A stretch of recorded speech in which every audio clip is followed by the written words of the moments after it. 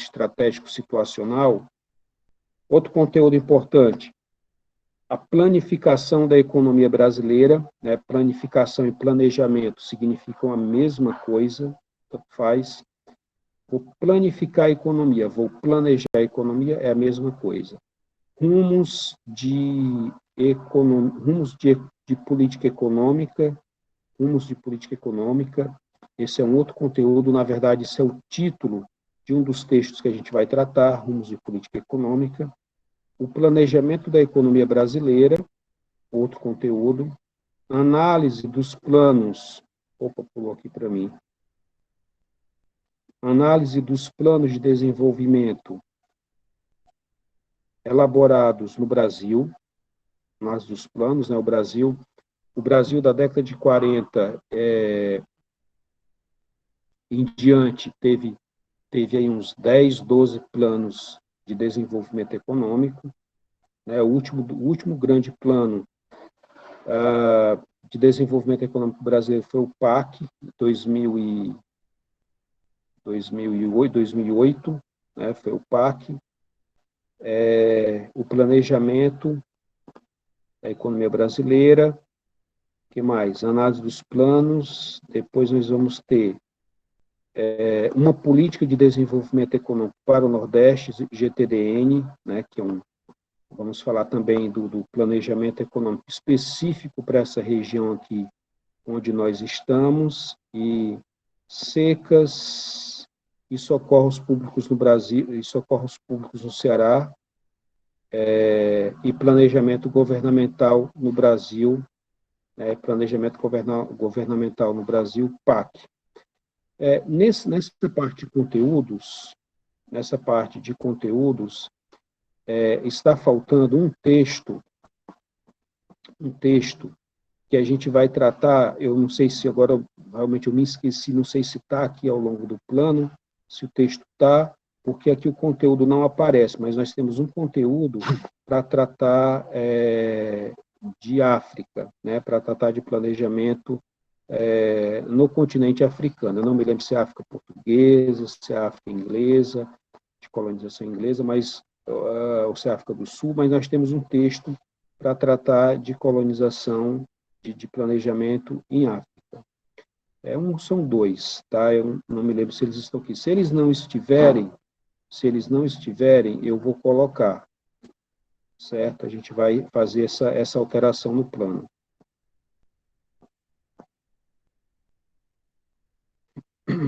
Metodologia de ensino.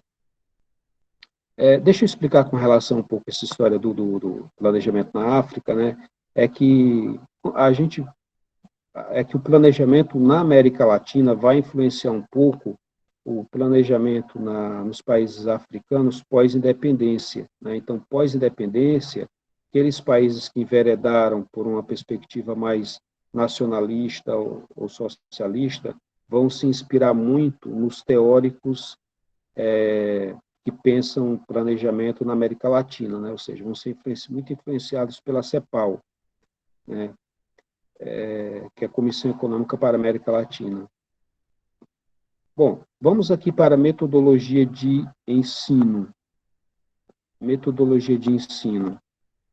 O ensino dos conteúdos ocorrerá de maneira assíncrona por meio de encontros online, gravações de áudio desses encontros, postagem de aulas em PowerPoint, no SIGA, análise de filmes e documentários no YouTube, postagem de textos, listas de exercícios no SIGA e uso de e-mails como via de comunicação entre os alunos e o professor. Com isso, objetiva-se facilitar o processo de ensino-aprendizagem no contexto da pandemia Covid-19, em que as aulas presenciais foram suspensas, né? Bom, então, nós já estamos aí próximos de uma retomada, né? Mas esse semestre ainda, na Unilab, as aulas estão ocorrendo de maneira ou à distância ou semipresenciais, né? Ou híbridas, né? Como costuma se falar, né? Aulas podem ser híbridas. alguns cursos podem marcar aulas já presenciais, né? Assim, algumas aulas podem ser presenciais e alguns cursos já estão fazendo isso. Bom, então o cronograma, a primeira aula, que era do dia 21, que não aconteceu, né, está acontecendo hoje no dia 28, que é a apresentação do plano de ensino. Então, toda aula a gente sempre vai começar com a apresentação do plano de ensino, organização, deixa eu voltar aqui, a apresentação do plano de ensino, organização da turma para seminários e distribuição dos textos para apresentação. Bom, nós não vamos ter seminários, nós vamos ter a entrega de uma atividade, mas não na forma, assim, de um seminário.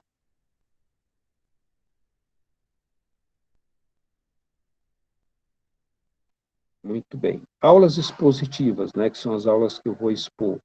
Nós vamos ter uma aula, vejam que o calendário aqui está diferente, mas nós vamos reenviar para vocês com a atualização, tá, do calendário.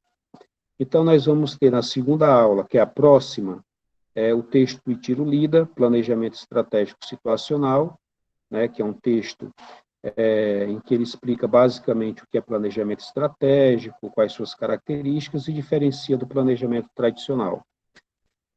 Nesse curso, nós vamos ver fundamentalmente a diferença entre planejamento estratégico e planejamento tradicional. Se vocês forem me perguntar qual é a tônica do curso, é essa diferenciação. Só que isso tem vários desdobramentos, né? Isso tem vários desdobramentos, não é tão simples. Jorge Leiva Lavalle é o terceiro texto. Ele vai falar das instituições e os instrumentos de planejamento governamental na América Latina. O Itiro Lida fala de planejamento estratégico do ponto de vista teórico, geral, ele não especifica um lugar, né? O Jorge Leiva Lavalle vai falar de planejamento estratégico na América Latina, que a gente vai ver se é tradicional, se é estratégico, né, como é que foi. Depois vem o texto 4, que é a planificação da economia brasileira, né, ou o planejamento da economia brasileira, que eu expliquei que é a mesma coisa. Depois nós vamos para o texto 3, não, texto 4,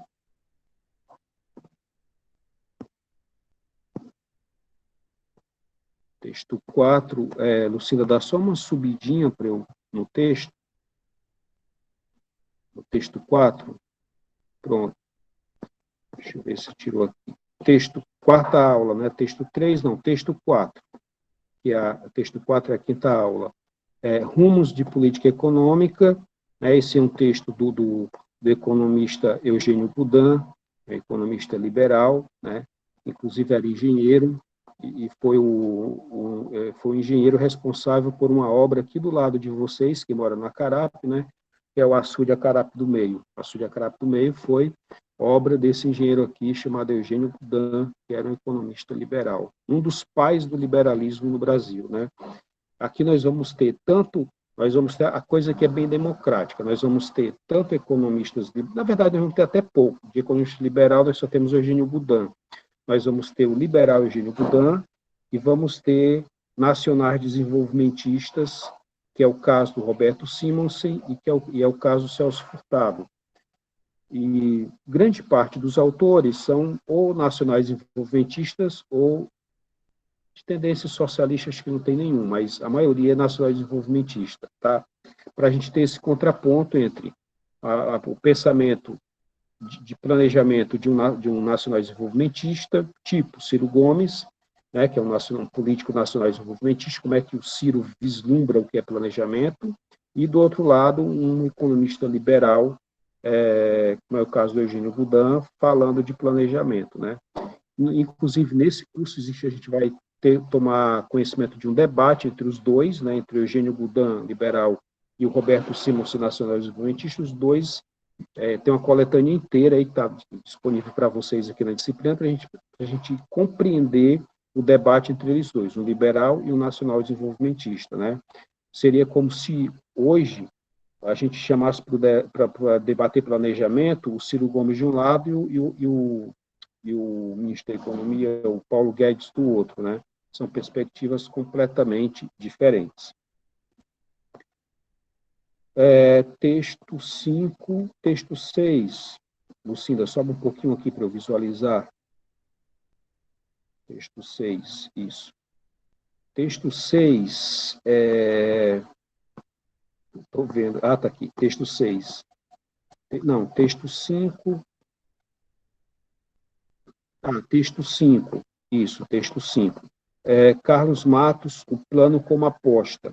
Carlos Matos é o pai do planejamento estratégico na América Latina, né? O cara economista que visualizou a noção de planejamento estratégico situacional, mas nesse texto dele aí, o plano como aposta, é um texto bastante especulativo, né? Em que ele fala o que é planejamento estratégico, né? Que no final das contas é uma aposta, a gente vai entender o conceito de aposta aí que ele está usando.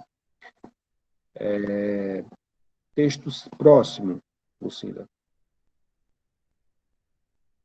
por favor. Tem que subir mais um pouquinho aqui para mim. Isso. Aí nós vamos ter, na 7ª aula, um texto da Patrícia de Oliveira Matos, que é o capítulo 2 da dissertação dela. Análise dos planos. Sobe um pouquinho mais para mim, Lucinda. Isso. Tá bom, tá ótimo aí, tá ótimo aí. Isso. Análise dos planos de desenvolvimento elaborados no Brasil após o segundo PND, né? O segundo PND. Tem a primeira PND, né? E a segunda PND. A primeira PND é a primeira Política Nacional de Desenvolvimento e o segundo é a segunda Política Nacional de Desenvolvimento, que é a dissertação de mestrado dela defendida na Exalc, né? Que é a Escola de Agricultura, esqueci até o nome do local da escola, é a escola da USP lá de Agricultura, Exalc, que tem o nome da cidadezinha lá, ela defendeu lá um trabalho muito interessante. Na 8ª aula, nós vamos ver um texto do Celso Furtado, aquele grande economista paraibano, né, que pertenceu à ONU, que fez parte da CEPAL, né, que, quando teve o golpe de 64, o Fernando Henrique conta que o Celso Furtado disse que o golpe não ia durar 6 meses, né? O Fernando Henrique, para explicar como ninguém tinha noção exata de quanto tempo duraria o golpe, né, de 64, ele disse assim, olha, a pessoa mais inteligente do nosso grupo, disse que era o Celso Furtado, disse que duraria 6 meses, né, então de brincadeira, porque o golpe, até o Celso Furtado errou, porque o golpe durou, né, bem mais tempo, né, de 64 até 80 e tanto, né. Muito bem. Então, sim, nesse texto aí do Celso Furtado, uma política de desenvolvimento para o Nordeste, disse que é o primeiro plano de desenvolvimento para a região Nordeste. Eu falo disse, né, porque no meu doutorado eu trabalhei com planejamento aqui para o Nordeste, né, minha tese sobre planejamento, minha tese de doutorado, e eu descobri que antes desse plano do Celso Furtado, né, o do plano do Celso Furtado, que é de 1959, eu descobri que existiram planos anteriores e descobri que a proposta do Celso Furtado, né, o plano do Celso Furtado, ao invés de romper com ser um momento de ruptura com o que vinha sendo feito antes, na verdade foi uma continuidade. Enfim, foram algumas descobertas que eu fiz no meu doutorado, né, que eu trabalhei com planejamento para entender a questão da indústria da seca,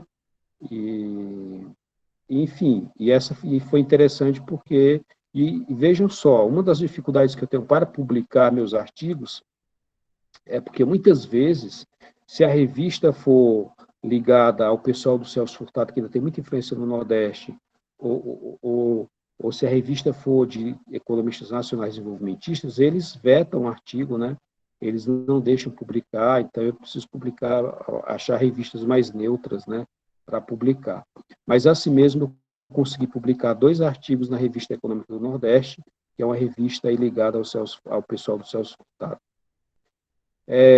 Texto 8, né, que é esse texto aí meu, né, chamado Projeto Pompeu Sinibu, publicado na Revista Econômica do Nordeste em 2019, né? Esse texto aí meu é um trecho uma parte do meu doutorado, né?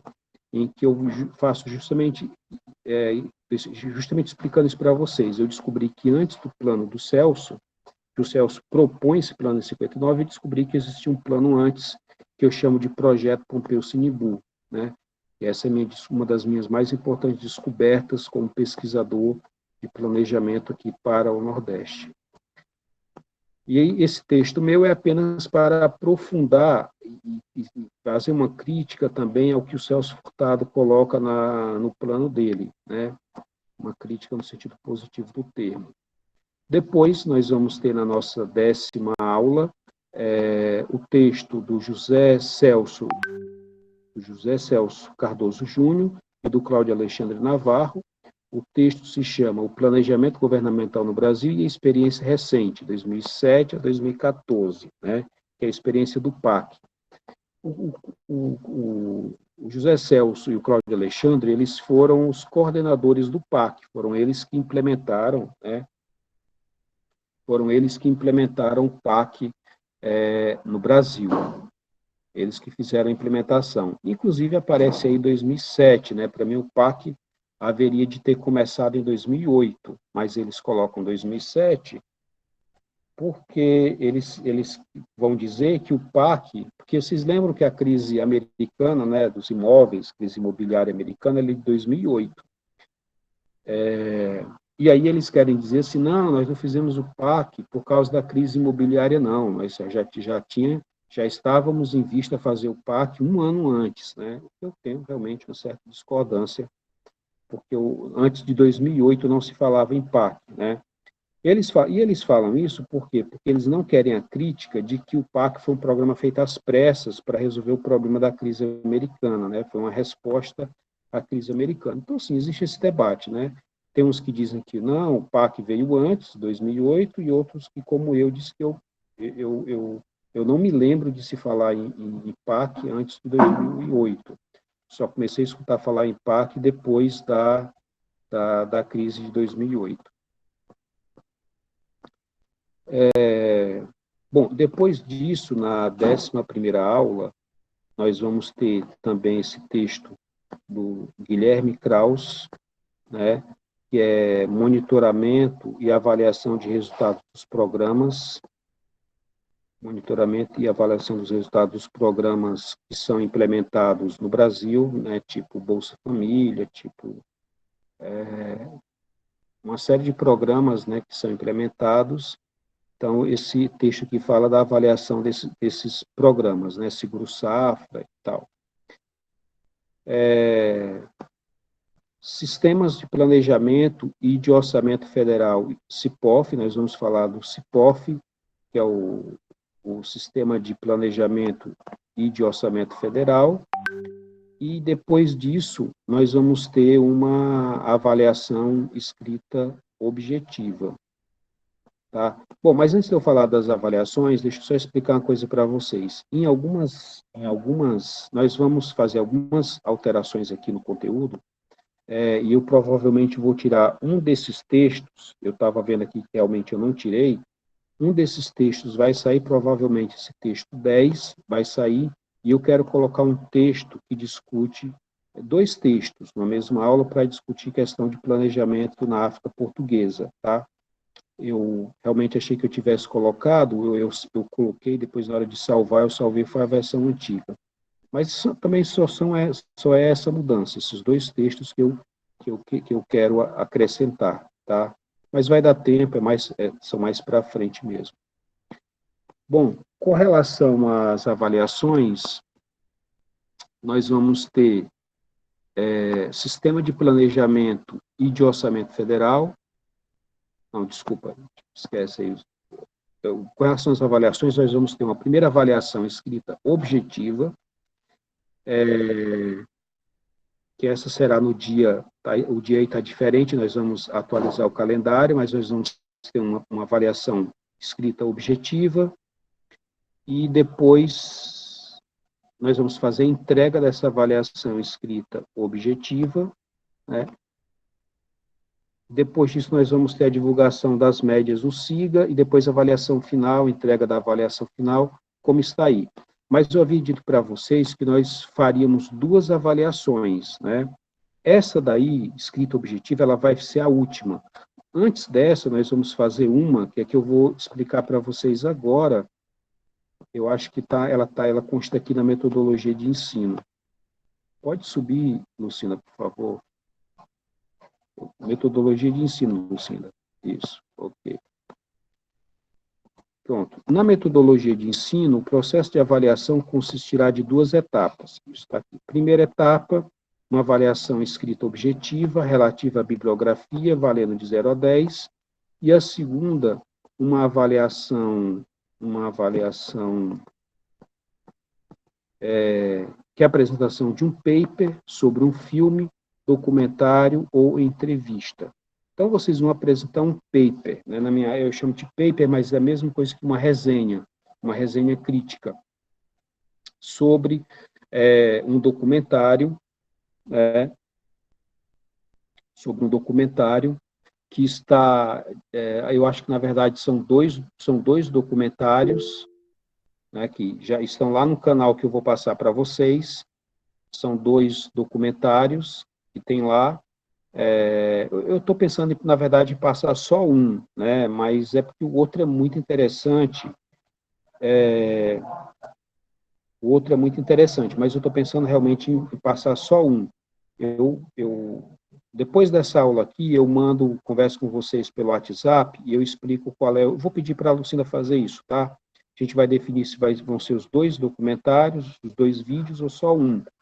Porque um vídeo é sobre o governo do Sarney lá no Maranhão, né? E o outro vídeo é sobre a entrevista do Duval Muniz, né? Fala de Nordeste. Então, são os dois. Eu vou ver aqui direitinho, né? E eu vou passar para vocês a orientação com relação a essa primeira avaliação. Essa primeira avaliação, assim que eu passar para vocês pelo WhatsApp ela direitinho, né? A orientação dela, vocês terão um prazo para entregar. Vocês terão um prazo para entregar. Então, eu vou estipular esse prazo aí também no WhatsApp com vocês. Eu vou postar para vocês o prazo. Porque antes de vocês entregarem, eu primeiro vou comentar o vídeo, vou fazer uma análise, né, e depois vou pedir que vocês escrevam a resenha, tá? Então, nós vamos ter essas duas avaliações. Uma que será uma resenha crítica sobre o vídeo, né, em que vocês vão apresentar essa resenha crítica. Vocês vão mandar para mim por e-mail e vão apresentar aqui na aula, né? E vão apresentar aqui na aula a resenha crítica, e mais para o final do curso é que nós vamos ter a avaliação escrita sobre os conteúdos. Tá? Pronto, Lucinda, depois de metodologia, você pode pular aí para mim. Bom, aí nós vamos ter, depois de metodologia, a bibliografia básica, né? Todos os autores que nós tratamos no curso estão aí também na bibliografia básica para ser consultados. Com relação à bibliografia, toda essa bibliografia está disponível na internet para baixar, mas nós vamos também deixar ela disponível lá no SIGA, tá? Para quem quiser ir lá, entrar diretamente no SIGA e baixar. Quem não quiser, pode baixar diretamente da internet, tá ok? Lucinda, passa aí.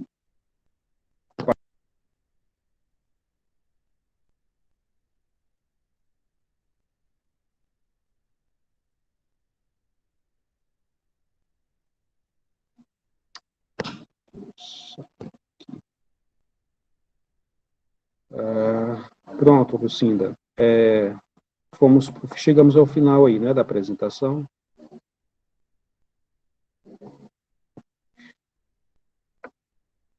Bom, então são basicamente essas duas avaliações.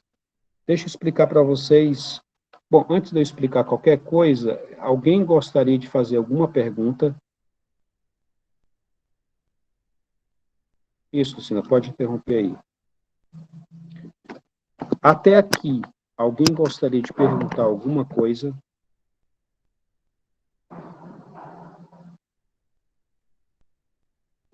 Não, né? Pelo visto.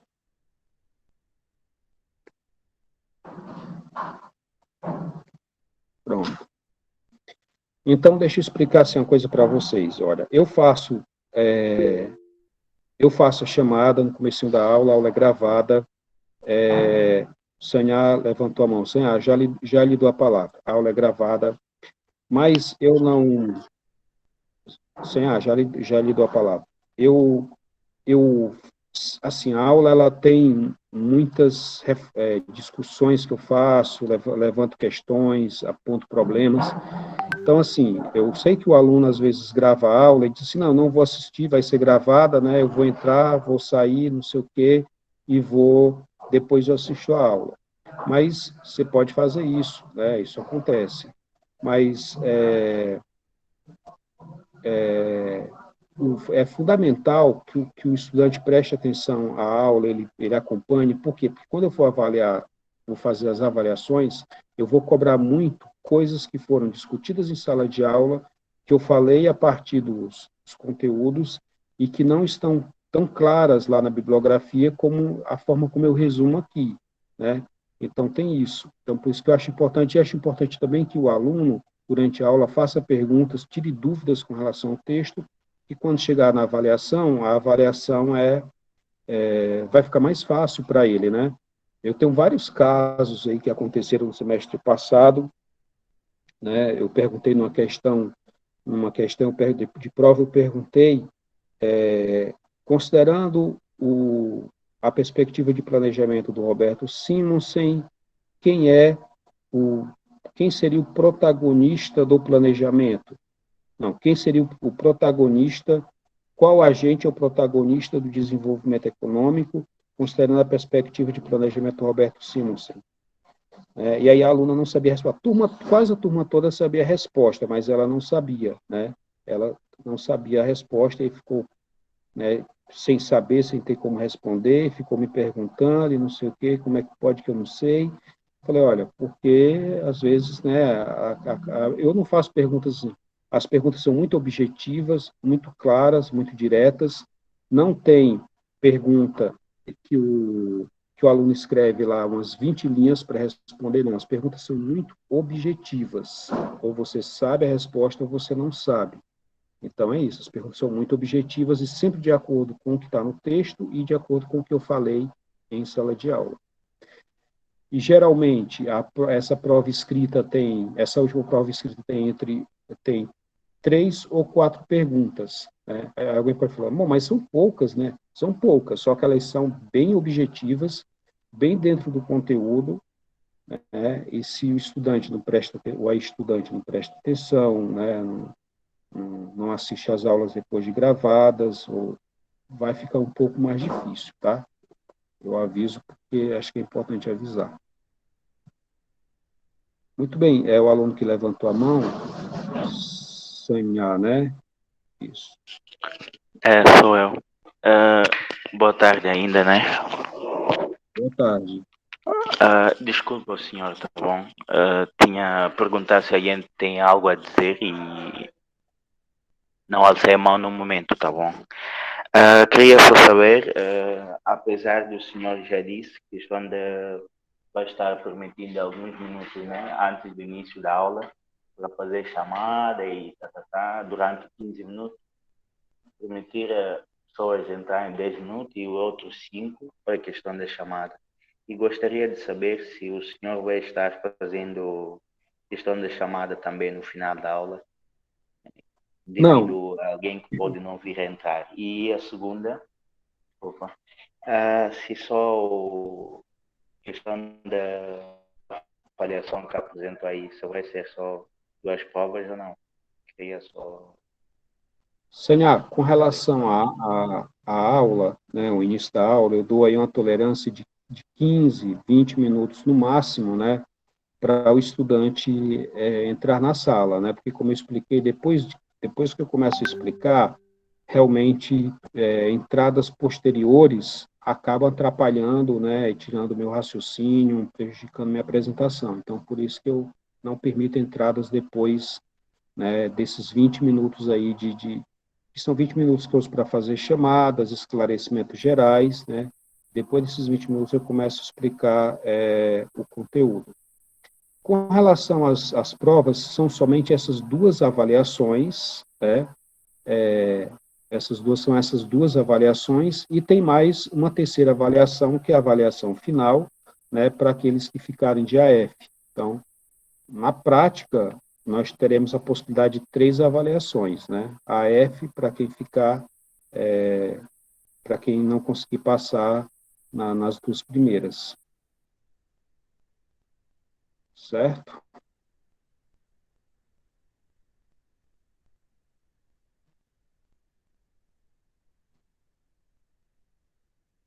Mais alguma pergunta?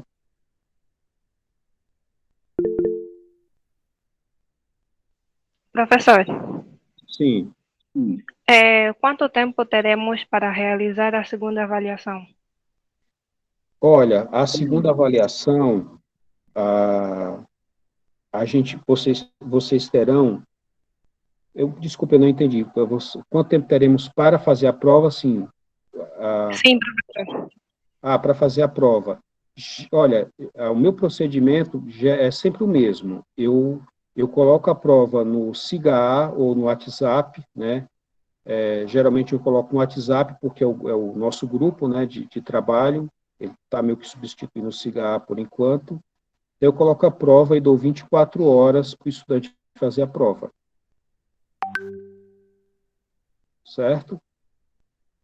Certo, obrigada, professor. São 24 horas para o estudante fazer, e assim, o estudante pode consultar os materiais, os textos, as aulas gravadas, pode consultar, né? Só que aquilo como eu estou explicando, né, são muitas aulas gravadas, então é importante que o aluno preste atenção à aula, procure acompanhar, porque as questões que eu coloco são questões muito objetivas dentro do conteúdo, e às vezes se o aluno não presta atenção à aula, não acompanha, depois para ele assistir gravação por gravação, para descobrir qual é a resposta, pode levar mais do que 24 horas, né? Então, por isso que eu sempre aconselho a procurar acompanhar as aulas e, eventualmente, usar as gravações para tirar alguma dúvida, né, ou esclarecer algum assunto. Tá?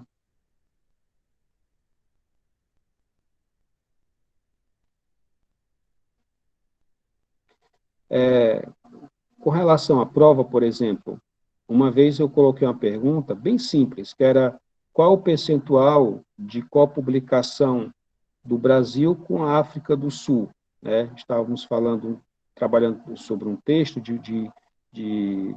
da parceria científica da África do Sul com vários países, né? Eu coloquei essa questão, o percentual de copublicação da África do Sul com o Brasil, né? E vários alunos erraram porque eles não conseguiram ler a tabela, que precisava ler a tabela tinha vários percentuais, né? Tinha várias correlações, era África do Sul, Brasil, África do Sul, Estados Unidos, África do Sul, Europa, África do Sul, não sei o quê, então precisava compreender a linguagem da tabela, né? Era só pergunta simples, qual o percentual de copublicação? A resposta era, o percentual de publicação é 2,5, a resposta era bem objetiva, 2,6, né? Só que essa resposta bem objetiva, precisava que o aluno soubesse como é que se lê uma tabela, soubesse interpretar, né? Não é nem interpretar, é saber como é que a tabela cruzava as informações, né? E aí muita gente errou e acabou indo para a F por conta disso, porque não conseguiram ler o material, não leram, né? Alguns não leram o texto, não ficaram atentos à linguagem da tabela e aí acabaram indo para a avaliação final. Tá? Enfim. Mais alguma pergunta, gente? Carolina Oliveira, no caso de queda, vamos ver aqui. Carolina Oliveira pergunta, no caso de queda de energia de internet no meio da aula, em que o aluno é desconectado do Meet, quando o problema for solucionado, ainda durante a aula, se eu permitir a entrada, um esclarecimento básico, porque nós todos estamos sujeitos a isso. Olha, Carolina, como eu tô explicando, né, assim, que essa medida que eu tomo, ela é para evitar prejuízos na exposição do conteúdo, né, na exposição da aula. Mas eu sei que essas eventualidades acontecem, né, e assim, não é uma regra absoluta, né, que eu vou sempre impedir a entrada, né, mas se caiu a rede, a aluna manda uma mensagem lá para o colega no WhatsApp, o colega fala que, olha, a Carolina está sem acessar porque desconectou a internet dela, está pedindo para entrar. A gente entende e permite a entrada, né? O que me incomoda é sempre assim, a prática rotineira do aluno chegar atrasado e ficar pedindo para entrar na sala. Isso realmente me incomoda. Mas uma situação eventual, né, isso aí não tem problema, a gente conversa, a gente dá um jeitinho, tá? Pedir para não deixar a aluna em prejuízo de não assistir a aula. Mas o que me incomoda são essas entradas após 20, 30 minutos, o aluno pedindo para entrar e toda a aula a mesma coisa, mesmo procedimento, isso realmente incomoda, tá? Mas essas eventualidades não, a gente procura dar um jeito, tá bom? Tá certo, muito bem. Mais alguma pergunta, gente?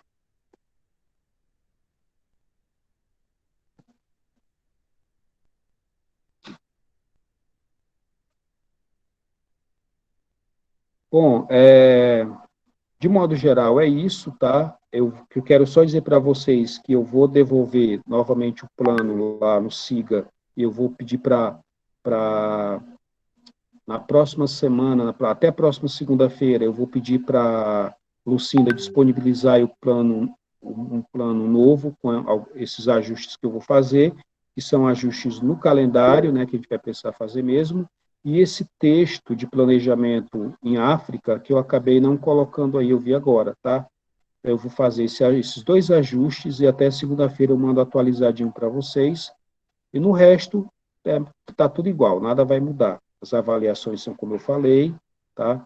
Com relação aos vídeos, eu tenho um canal lá no YouTube que eu criei só para dar aulas, então os vídeos já estão postados lá, eu vou passar para Lucina também, passar para vocês, tá? Eu só preciso decidir aqui se eu vou trabalhar com 2 vídeos ou com um, porque eu realmente ainda não tive tempo de pensar sobre isso. No semestre passado eu trabalhei com dois vídeos, né? Mas nesse semestre eu quero ver como é que eu faço essa atividade da primeira prova, né? Da primeira prova, quero ver como é que vai ser, tá? Então a gente vai passar a orientação direitinho para vocês pelo WhatsApp, é só questão de aguardar um pouquinho. Professor, Sim, só uma pergunta. Sobre as questões da prova, da avaliação. O senhor falou que é interessante do aluno acompanhar as aulas, né? Porque essas respostas, elas podem ser colocadas no momento da apresentação de cada aula. Aí eu te pergunto, essas respostas, elas tanto vão estar dentro do conteúdo que é dado em sala, como o conteúdo pode estar em textos. Aí vai depender da matéria, do conteúdo que está sendo dado. É isso? é Leandro, né? Porque eu não estou vendo aqui o Isso, seu nome. Leandro, as isso. perguntas, elas vão estar sempre baseadas na bibliografia, né, que é o conjunto de textos que está lá disponível, e são as mesmas perguntas, e essas perguntas também vão estar sendo colocadas em sala de aula, mas, por exemplo, se o estudante não assistiu à apresentação da aula, mas ele consegue perfeitamente responder as perguntas consultando o material, entendeu? Ele consegue responder consultando o material. A questão é que vai levar mais tempo para ele, né? Ele tem 4 perguntas para responder em 24 horas. Vai levar um pouco mais de tempo para ele.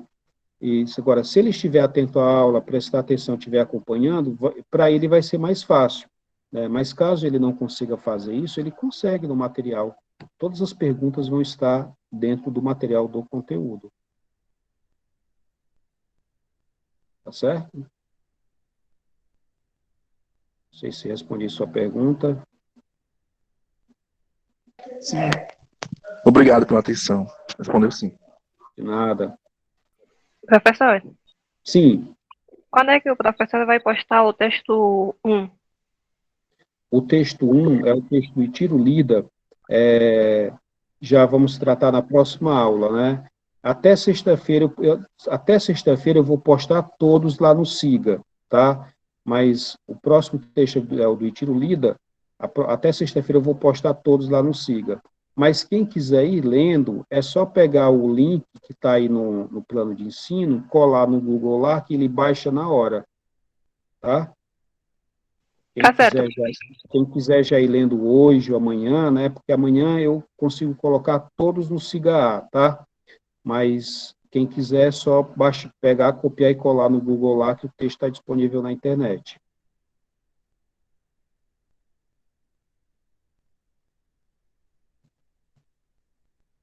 Posso até pedir para Lucinda, se você puder, tá, baixar aí para eles e postar também no grupo, ajuda bastante, né? Pedir, já orientei a Lucinda para dar uma ajudada a vocês também nesse aspecto aí do acesso aos textos, né? Mas, enfim, está tudo disponível, mas até amanhã eu coloco tudo no Siga.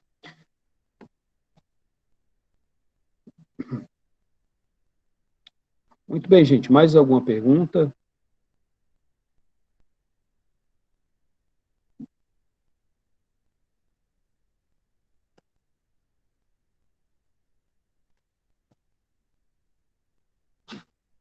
Bom, isso, a Lucina já disse que, deixa eu ver o que ela escreveu, que no final eu posto o primeiro texto no grupo de WhatsApp. Isso, Lucina, obrigado, ela vai postar aí para você.